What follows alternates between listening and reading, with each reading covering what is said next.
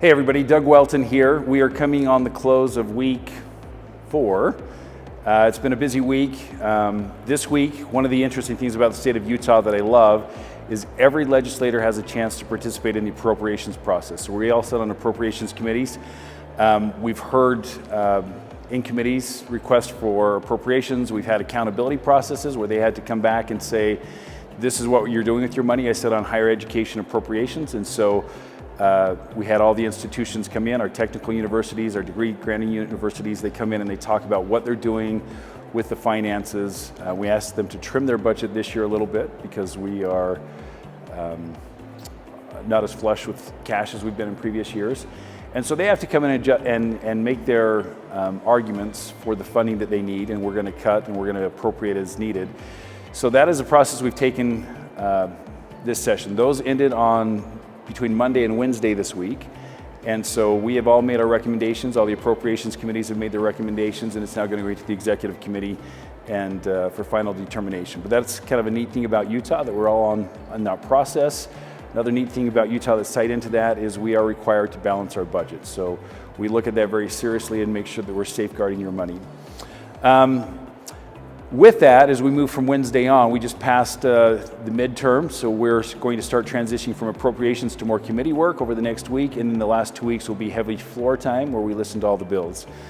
So it's been a good process. A couple issues I want to talk about this week that are important. I just barely got out of law enforcement, where I have a bill that's being heard that we just passed unanimously out of committee that would provide a forensics funding grant for our law enforcement. This is funding to help them process crimes to make sure that people get justice.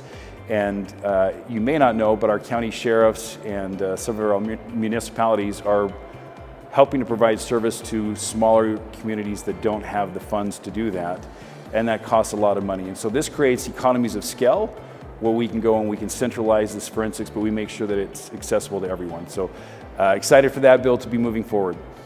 Last thing I want to say, I had the chance to go to the Payson-Santaquin Chamber of Commerce. I want to give a shout out to Jim Rowland. They're doing amazing work down there. The community's doing really great. I want to highlight a couple of people. So Tyler and Sarisha Warner from Santaquin were nominated as the, I forget the exact term, but the People of the Year for the Chamber. They do incredible work. They take our kids in our community, kids with interest, kids at risk, kids from every walk of life, and they teach them how to work with their hands. And they're doing automotive work, they're doing crash-up derbies, all sorts of things, and they're providing tremendous service for our young people, and they were recognized last night. So I want to give them a shout out. And then in Payson, they recognized Kepi and Karma Hemuli. They have been involved in PTA for over 12 years, band, civic duties, feeding people. Kepi has done an amazing job of filling the food bank that we have in Payson.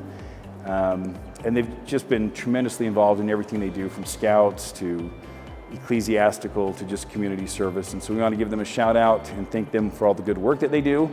This is the end of week 4. Feel free to reach out to me if you have any questions anytime. Love to hear from you.